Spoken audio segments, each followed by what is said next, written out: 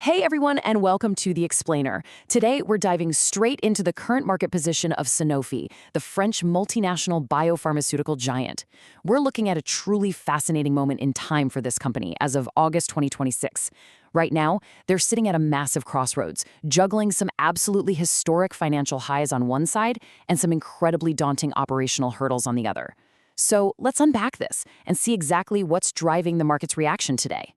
Just a quick heads up before we get into the heavy lifting, this explainer is strictly for informational and educational purposes. It's definitely not financial advice, an investment recommendation, or an offer to buy or sell securities. As we all know, past performance is no guarantee of future results, so please do your own research and chat with a qualified financial advisor before making any investment moves. Also keep in mind that all the data we're looking at today is based on publicly available info as of August 2026. All right, here's our roadmap for the explainer. Number 1, a company in transition.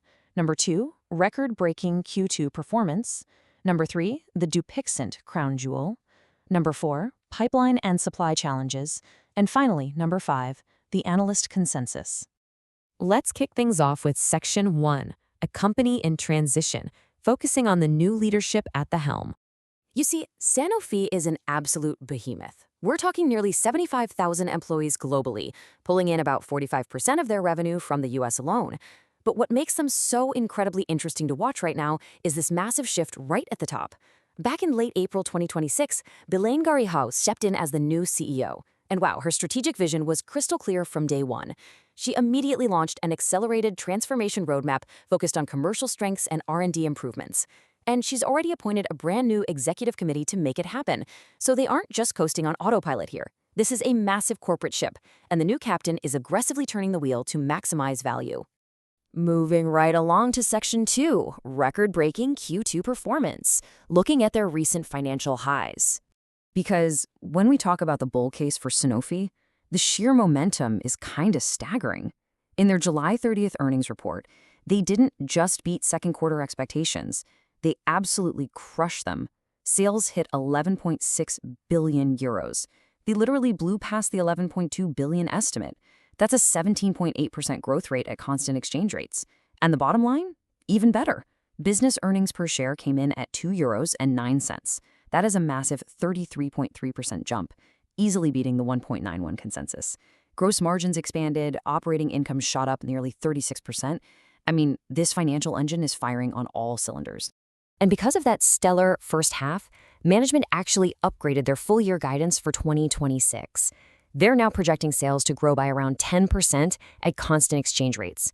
Now, that might just sound like a number, but to put that in perspective, for a $110 billion company of Sanofi's massive size, adding 10% growth is literally like bolting a rocket engine onto a cruise ship. The momentum here is phenomenal. Which leads us perfectly into Section 3, the Dupixent crown jewel, the company's true blockbuster engine.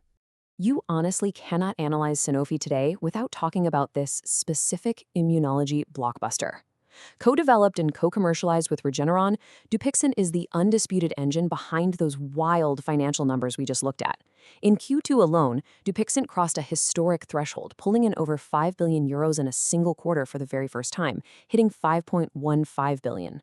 That's almost 38% growth year over year, heavily fueled by US sales jumping over 42%. And looking down the road, Sanofi has raised its 2030 sales target for this one single drug to an eye-watering 25 billion euros. They expect it to keep scaling aggressively for its 1.5 million global patients. But here's the catch, and it's a crucial takeaway for anyone looking at this business. Extreme success can breed extreme dependency. Right now, Dupixent accounts for a staggering 42% of Sanofi's entire first half 2026 sales. Just let that sink in for a second. Nearly half of the total revenue for this global giant comes from one drug. So yes, it's an incredible success story, but having all your eggs in one massive basket represents a profound financial vulnerability. It's the ultimate double-edged sword. And that dependency turns into a massive, looming cliff edge come March 2031. That is when the primary US compound patent for Dupixent officially expires. It's a ticking clock. Now, Sanofi will point out they have a vigorous defense planned, banking on a window of defensive patents that stretch from 2031 all the way out to 2045. But the reality? The cliff is approaching fast, and analysts are loud and clear about this.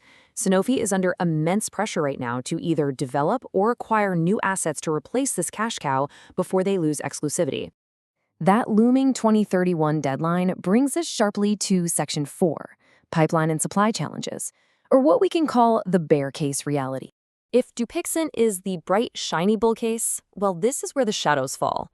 CEO Belén Garijo has initiated a truly ruthless portfolio prioritization process. She is not messing around. She's cleaning house, based strictly on scientific merit and long-term value. But that means cutting some major programs. Amlitelimab, halted after disappointing Phase 3 results, which triggered a staggering €952 million impairment charge, almost €1 billion. Gone. Balinatunfib was discontinued. Itepekimab, which they once hoped could be a successor to Dupixent, dropped after mixed results. And just recently, in August, they paused a Phase 2 trial of SAR 445399, so the pipeline they need to replace Dupixent is taking some very heavy, very expensive hits. And unfortunately, the struggles aren't just in the R&D labs. Take a look at these supply chain bottlenecks that are hitting real-world patients today. First, Sanofi had to warn of a 2 million dose batch loss of its flu vaccine in England for the 2026/27 season. 2 million. This was due to strain changes and manufacturing hiccups, leading to some pharmacies having 80% of their orders canceled. Second, they're dealing with global supply constraints for their Pompe disease therapies. This isn't just a lack of ingredients, it's a bottleneck in quality control and batch release at their Waterford, Ireland facility, a facility that, by the way, got an FDA warning letter back in June. So we've got soaring financial highs from a wonder drug on one side and a thinning pipeline with manufacturing bottlenecks on the other. Let's head to Section 5, the Analyst consensus, to see Wall Street's verdict. Out of 24 analysts polled by S&P Global, Sanofi holds a consensus rating of buy with an average price target of €94.45. That implies a pretty solid 27% upside from current trading levels. But if you look closer, opinions are deeply divided. You've got Bernstein and Berenberg firmly in the buy camp, tossing out targets over €105, but then JP Morgan and UBS are much more cautious. They're at a hold, and UBS even dropped their target down to €78. The stock recently hovered around $110 billion market cap, but it's actually down roughly 11% over the past year. Clearly, the broader market is weighing those looming risks heavily. To pull this all together, what we are watching here is a massive corporate tug-of-war. On the bull side, you've got a highly decisive new CEO, incredible Q2 financials, and Dupixent rocketing toward a historic €25 billion target. But directly pulling against it on the bear side, you have severe pipeline cuts, including a near €1 billion write-off, really frustrating supply chain delays, and that massive, unavoidable 2031 patent cliff for their biggest asset. Which leaves us with the most critical question of all. Sanofi is clearly at a major inflection point. Yes, their financial engine is absolutely roaring today, but looking ahead, can CEO Belén Garijo successfully clean house and completely rebuild the R&D pipeline in time to offset the eventual loss of Dupixent? It's a high-stakes, multi-billion-dollar race against the clock, and the whole market is watching to see if she can pull it off. Thanks so much for joining me for this explainer, and I'll see you next time.